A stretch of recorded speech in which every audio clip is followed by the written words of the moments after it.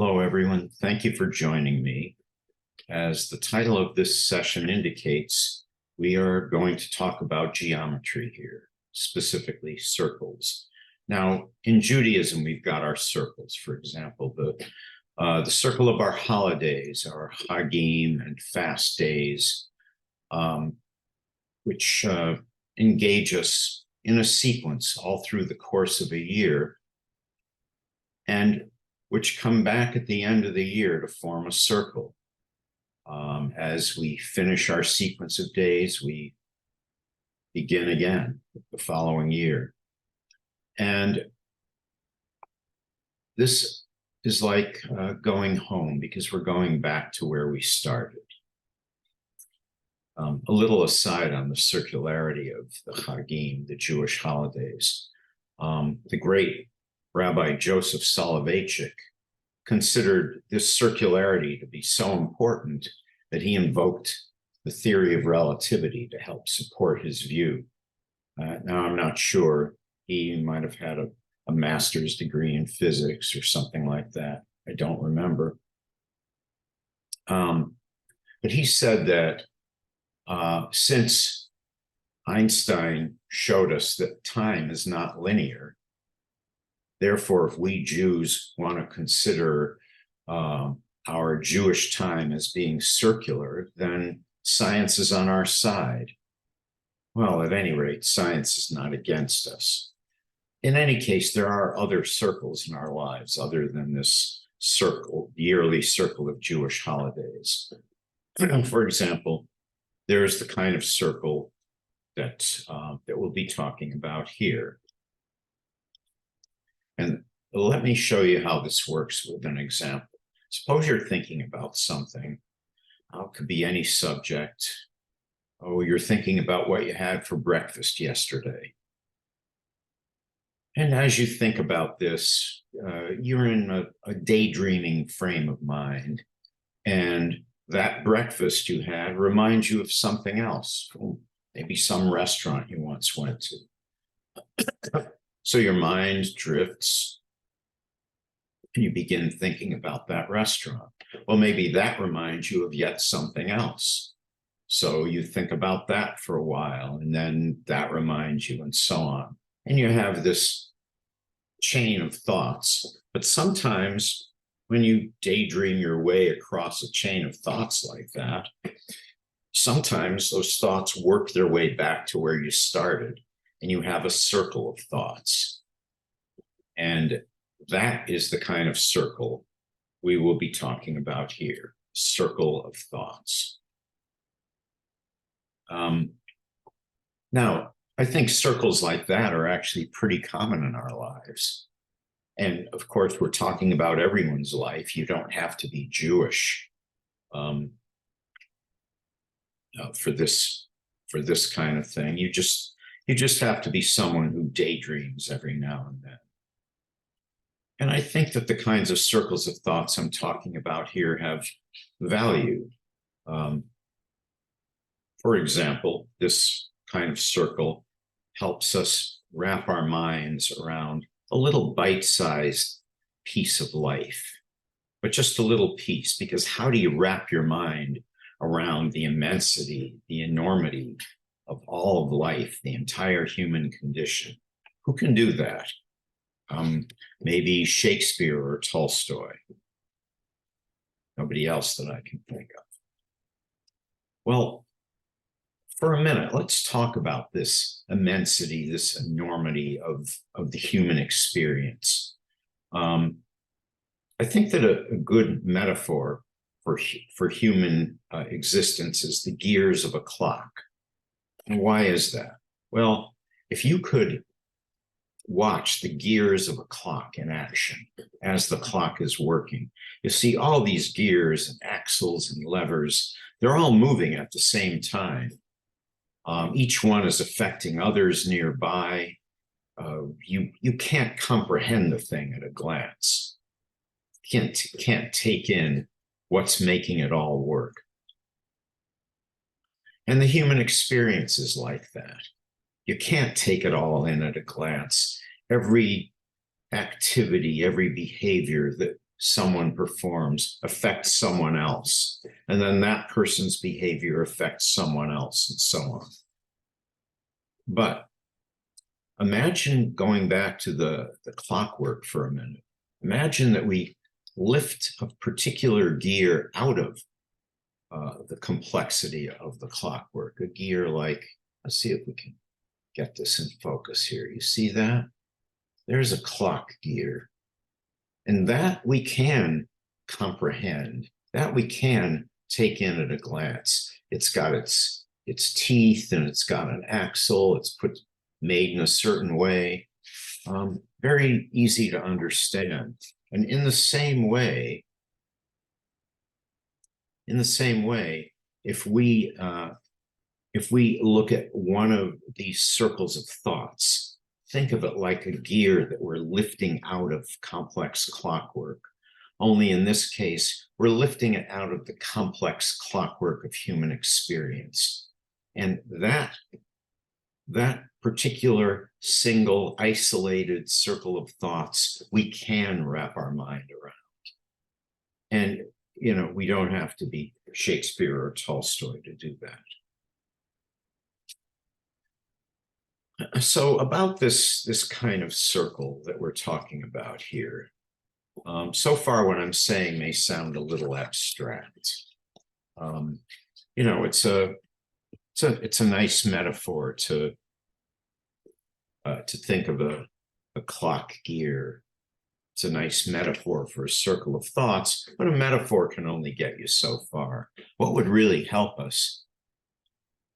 ground this is if we had a particular concrete circle of thoughts that we could appeal to, that we could work our way around together. And that would bring all this down to earth. And that is exactly what we are going to do here. And to make this even easier, we have a diagram, a schematic that I will show you of the particular circle of thoughts that we are going to be talking about. There it is. I think you see it. And you see the circle. You see labels around the outside. And those are designators for the different thoughts that we'll be dealing with as we move around the circle.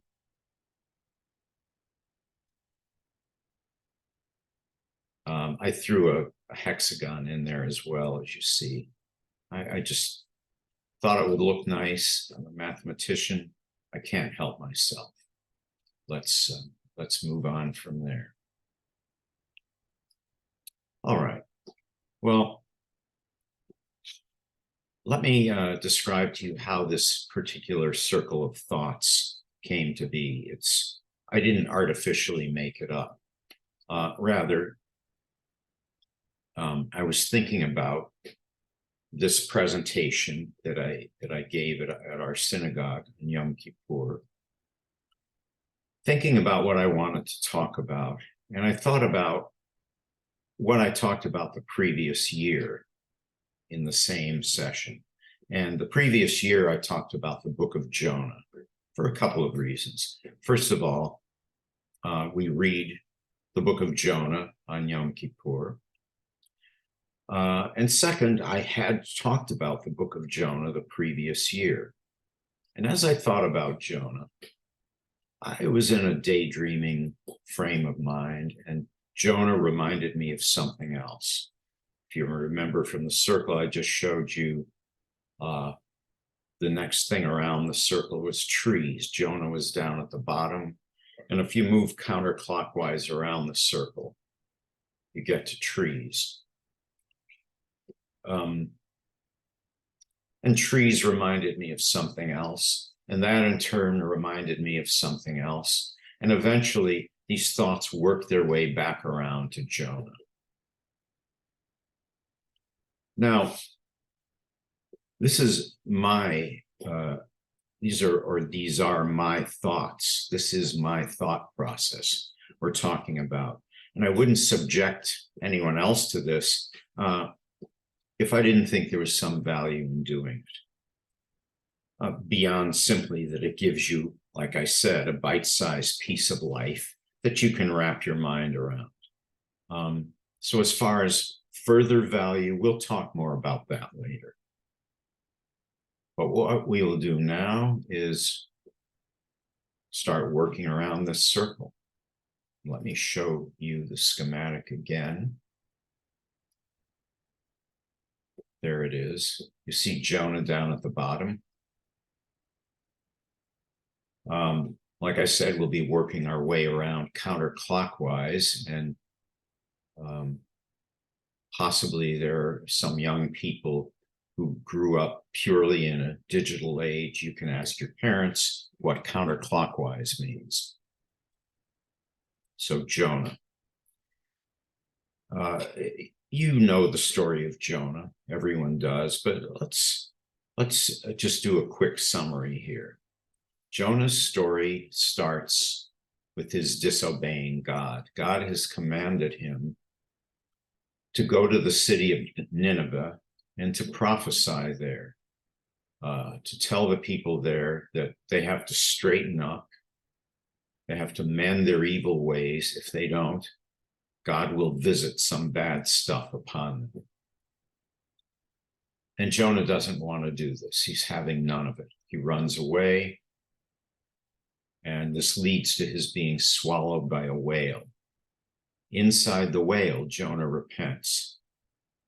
And as often as I've heard this story, whenever I get to this part, it always occurs to me that Jonah must repent very quickly upon being swallowed by the whale, because, come on, there are digestive juices in there that are going to set in, and you have no time to waste. So Jonah repents, and the whale spits Jonah back out onto dry land. And now Jonah has the good sense to follow God's command. And Jonah goes to Nineveh, and he preaches to the people. He tells them bad things will happen if they don't repent. And they repent, and God pardons them. And now Jonah feels he's very upset. He feels sorry for himself, maybe because for various reasons, and these are reasons I actually talked about in our session last year. Maybe he just, maybe he just feels that this makes him look bad. And so he sits on the ground and sulks. And that's where we left it off last year when we talked about Jonah.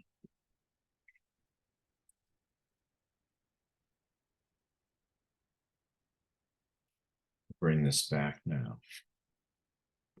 But there's another scene, the last scene in the story of Jonah, a scene that we didn't talk about.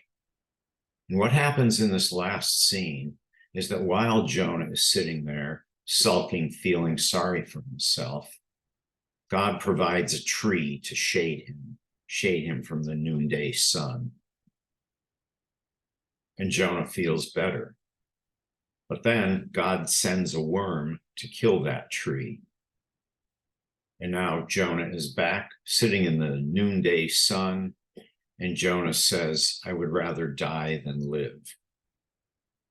And then God responds to that. And God's response is the very last verse of the book of Jonah. And let me read that to you.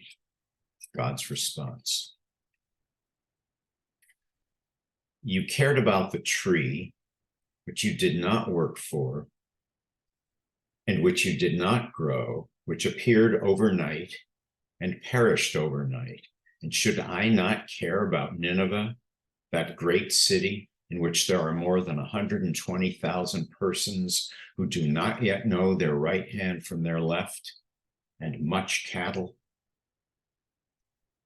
Now, Rashi the great commentator and French vintner, has an interesting comment about this verse.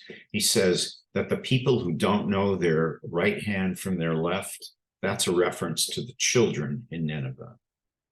Cattle, that's a reference to the adults. Now, I don't know if Rashi was serious about this or not, but it's an interesting comment. But let's rewind that last scene a little. Did God actually kill a tree? Now, this question lets our minds, well, my mind at any rate, and now your minds along with me, lets our minds drift counterclockwise around the circle to the second point on the circle, labeled trees. In this day and age, we're sensitive about questions like, did God actually kill a tree? Well, here's an example of our sensitivity. A couple of years ago, they built a new house next door to us, our house here in Lexington. The house that had been there previously was a small 2-bedroom cape. The people that lived there, we'd known them for years. They were our friends. The people, together with their house, were kind of, you could say, part of our emotional landscape and part of our physical landscape as well. Well, a developer bought the land and the house along with it. And one morning, what I'm about to tell you, I watched this. I was working at a table in our dining room table, and I could look out the window and I could watch this whole thing transpire. What transpired was that one morning, a machine showed up that for all the world resembled a Tyrannosaurus. And this machine chewed up that entire house in less than 3 hours, spit out mouthfuls into a row of dump trucks that were waiting out in the road. Everything except the foundation and the chimney. I guess those were indigestible. What I hadn't known until that moment was that the town of Lexington has a tree warden, W-A-R-D-E-N. This tree warden, this person, showed up and talked to the developer after the house had been torn down, had been chewed up. And the tree warden said to the developer that when you build your new house, you can't cut down that tree or this one over here. So the bottom line of all this is the town said to the developer, oh, you want to have your Tyrannosaurus go chew up a house in 3 hours? No problem, go ahead. But when you build a new house, you can't cut down this tree or this one or that one. Now, I'm not against the idea of having a tree warden. I actually think it's a pretty good idea. I'm only telling this story to illustrate the nature of the tree-sensitive times that we live in.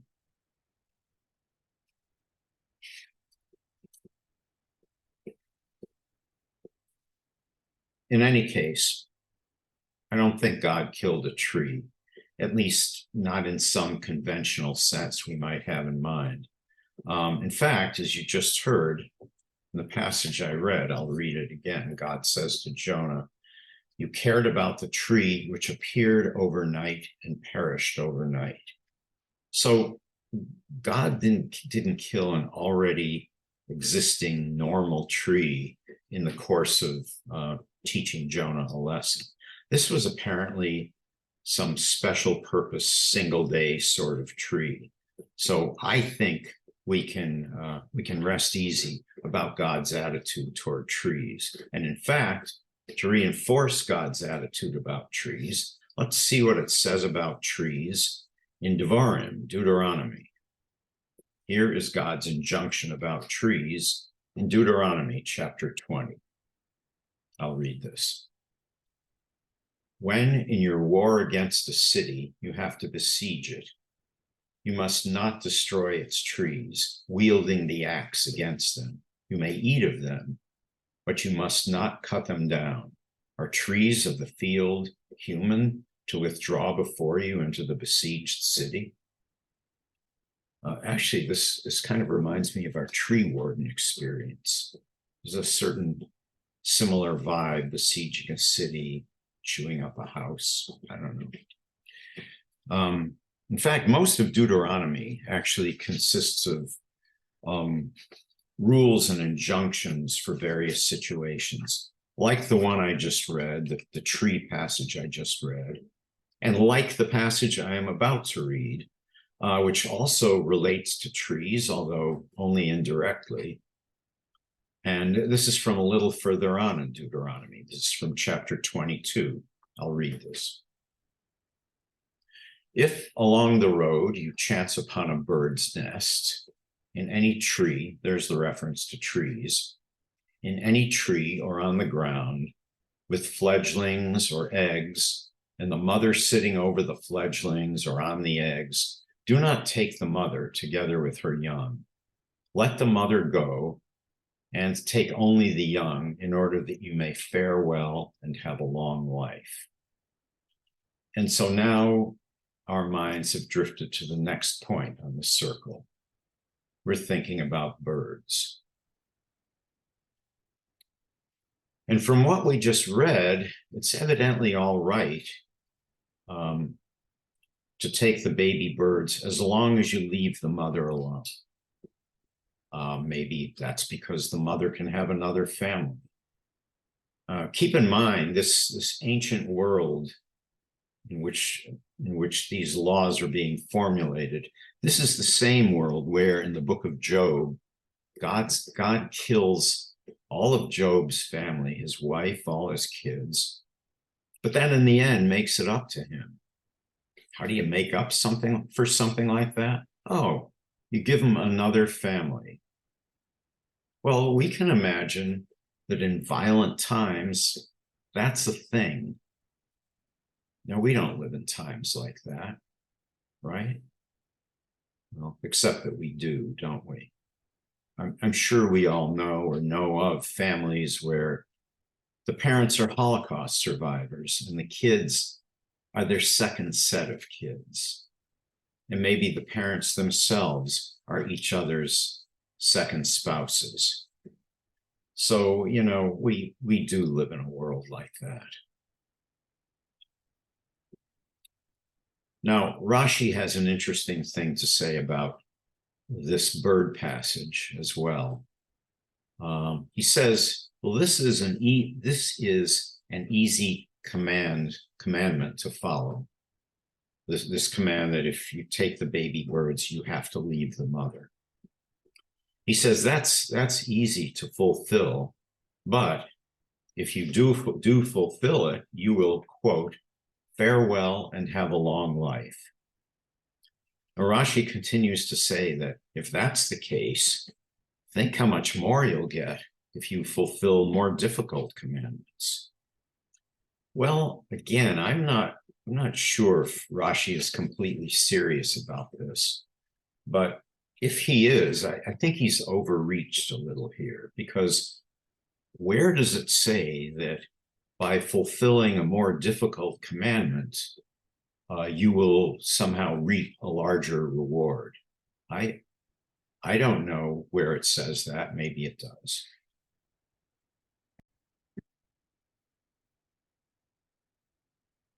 The verse that Rashi commented on is verse 7 in chapter 22 of Deuteronomy. It was the end of the bird passage I just read. I'm going to read that last verse again in English. Then I'm going to chant that verse 7 in Hebrew, the way Torah readers chanted. And after that, I am going to sing it, if you bear with me, with a modern melody. And the reason for all this will become clear. Let me share the text with you. You can follow along.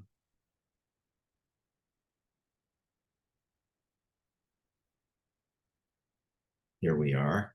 So again, this is the second half of the bird passage I read. And here it is again in English. Let the mother go and take only the young in order that you may fare well and have a long life. And here is the way Torah readers chant that. Shaleach teshalach et ha'em ve'et habanim tikach lach leman yitav lach v'ha'arachta yamim. Incidentally, that's how we heard the verse chanted when we read Parashat Kitetse about a month ago. And by the way, the Parshiot, the weekly Torah portions, they form another key circle in our lives. And we'll complete that particular circle on Simchat Torah in about 2 weeks. And immediately at that time, as we finish reading the Torah, we begin again with Bereshit. All right, now let's get back to verse 7. Here's the way it sounds in a modern song called Ki Koreh Kan Sipor. Now in the song, the line's repeated twice. So I'll do that. Shaleach teshalach et ha'em ve'et ha'banim tikach lach leman yitav lach leman yitav lach v'ha'arachta yamim. Shaleach teshalach et ha'em ve'et ha'banim tikach lach leman yitav lach leman yitav lach v'ha'arachta yamim.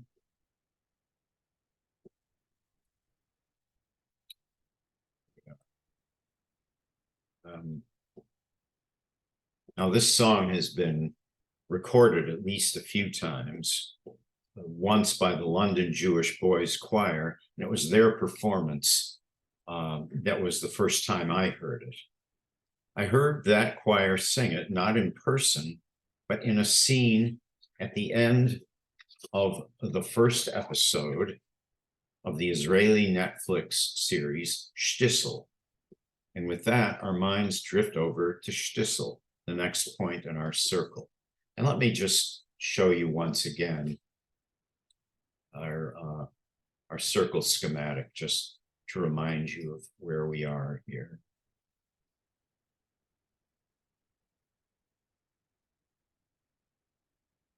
Okay.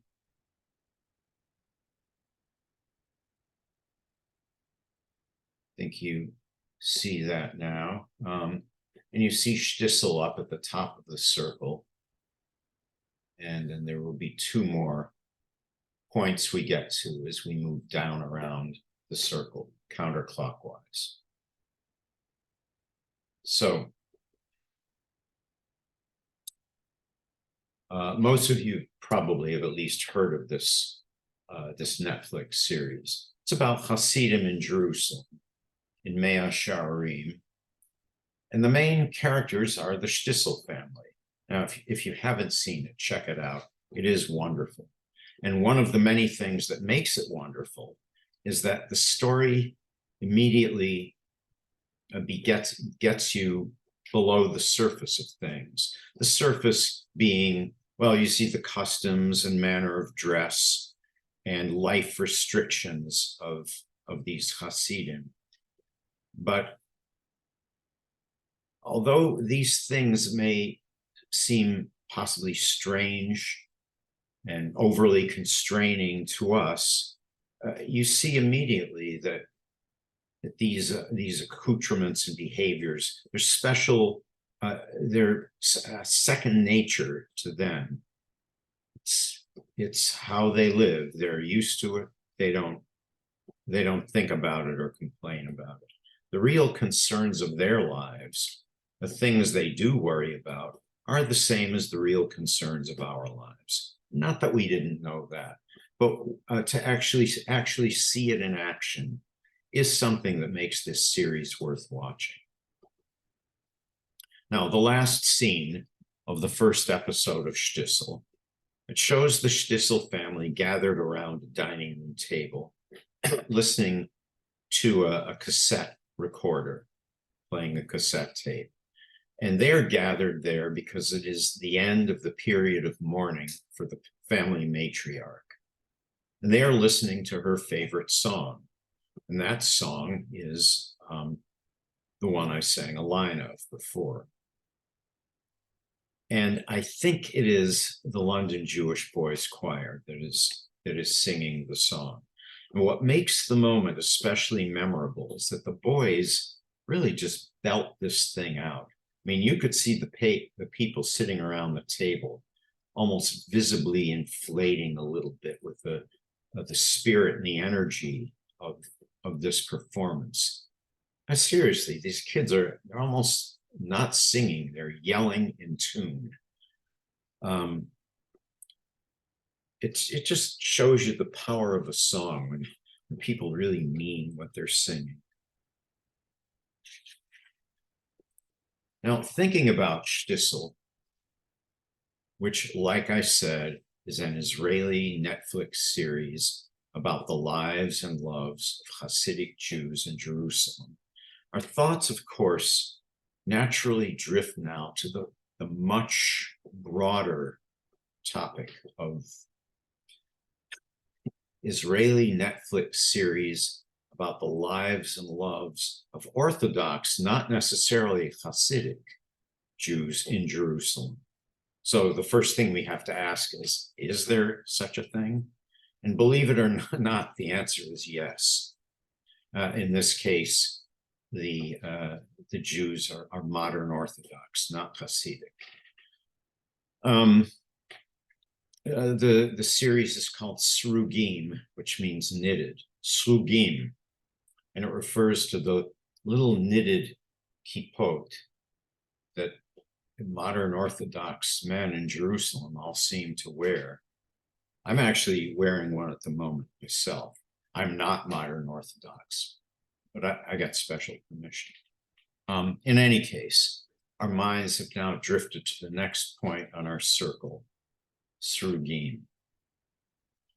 And like Shtisel, Srugim gets you below the surface of the characters' lives immediately and shows you that what we see as the restrictions of their lives, that's just second nature to them. Their real concerns are the same as the Shtisel family's real concerns and our real concerns. I suppose you could say that what the main characters of Shtisel and the main characters of Srugim, what they have in common is that they're all looking for love in all the wrong places, to quote an old country western song.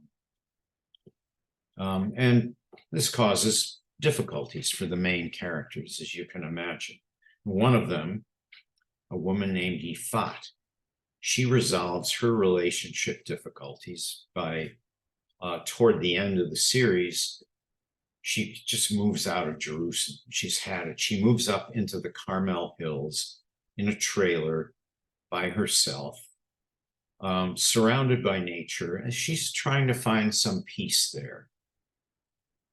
Now, not everyone can find peace in a situation like that, right? If you don't like hiking or heat or snakes or living alone in the wilderness in a trailer, this may not be your thing. You may find it hard to relate to, but it seemed to work for Yifat. So when I found myself thinking about Yifat, finding peace in the Carmel Hills at the end of Srugim, my mind drifted to an experience I had a few weeks ago, having to do with finding a moment of peace in the Carmel Hills. And this takes us to the last point on our circle. And let me once more share the circle with you.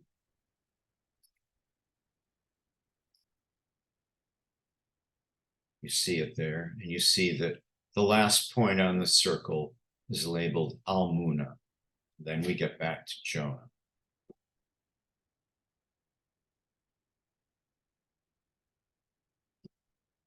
Okay. Well, the experience that my mind drifted to occurred when my wife and I were in Israel some weeks back. In fact, we were in Tel Aviv the day of the Knesset decision about the Supreme Court. And the next day, several newspapers in Tel Aviv had solid black front pages. Let me show you that image. I have an image of that. Here we go. You can see that.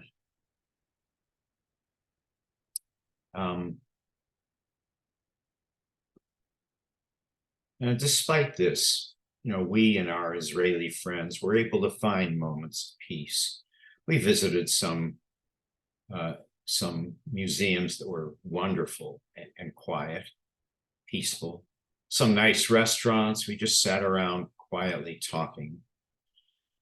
And one more thing.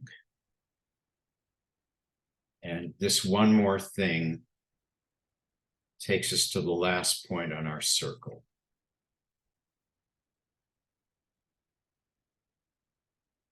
Almuna. Now, in the Carmel Hills, maybe not far from where the Srugim character, Yifat, was supposed to have set up home in a trailer, there's a Druze village called Julis. And in this village, there is a small park called Almuna Park, which is unlike any park you have ever seen. A man named Mr. Abbas, and I don't know his first name, but since he's Druze, he's probably not related to Mahmoud Abbas. Excuse me. Well, he and his family own about 3 acres of land, and this land was originally a large backyard behind their house in this village of Julis. And this family decided that they were going to turn this backyard into a park, free to the public. And they did that.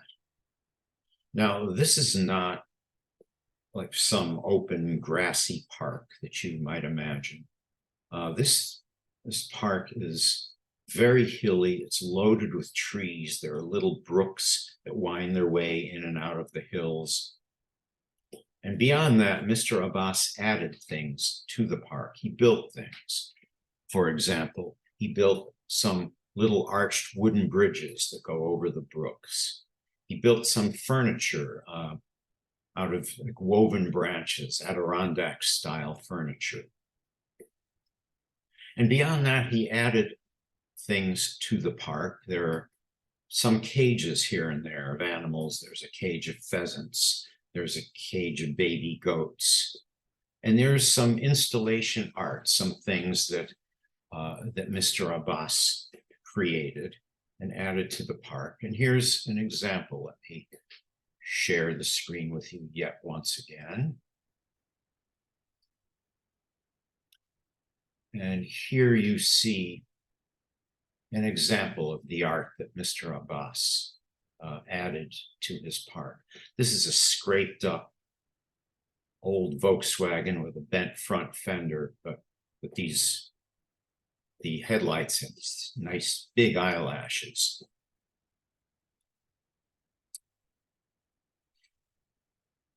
Now, the truth is, if you need a moment of peace, ironic though this sounds, this park is almost going to force it on you. Think about it like this. Think of 2 of the images I showed you, the black newspapers and the Volkswagen you just saw. Well, the day after the Knesset decision on the Supreme Court, maybe all the newspapers turned black, but as you saw, the Volkswagen is still smiling. I asked Mr. Abbas why he turned his land into a park, why he populated it with things the way he did. And he said that God told him to, and that if God tells you to do something, you need to do it. Well, we've all met people like this, haven't we? Somebody tells you, oh, I had a dream. My dream God told me to go out and buy a Mercedes Benz. I woke up, I couldn't afford it, so I prayed to God to buy me a Mercedes Benz. You know, you hear that, you roll your eyes when you hear stuff like that. But all the same, in the case of Mr. Abbas, the words had a certain power. And finally, with that comment of Mr. Abbas, our minds drift back to where we started with Jonah, because that lesson about doing what God tells you to do, it's a lesson Jonah had to learn the hard way. You know, despite my title, I don't know if Jonah got a D in geometry, but he got a D in listening to God. So that's our circle. And I said at the beginning that I thought there was value in lifting a circle of thoughts and experiences like this one, like the one we just went through. Lifting it like a gear out of the complex clockwork of human experience. So let's talk about that. Exactly what value is there in our having viewed this particular circle of thoughts in this way? Well, these events, Jonah sitting under his tree, the Stissel family listening to the London Jewish Boys Choir, Mr. Abbas of Almuna telling us we need to listen when God tells us to do something, and so on. These people, in the form of our thoughts and their stories, they're not sitting arrayed in front of us like a little classroom of children waiting for our scholarly evaluation. No, they form a connected circle. They're holding hands in a circle around us. And when you experience those thoughts and those stories as a circle, you know that those people, from Jonah to Mr. Abbas and everybody in between, you know that you are a part of their stories. You are encircled by those people and their stories are part of you. Now, these stories are like charms on an invisible necklace, one of many invisible necklaces that enrich us when we daydream our way into encounters with them all through our lives. Well, thank you for listening. And if you're listening during Rosh Hashanah or Yom Kippur, Lashana Tova to you all. Thank you.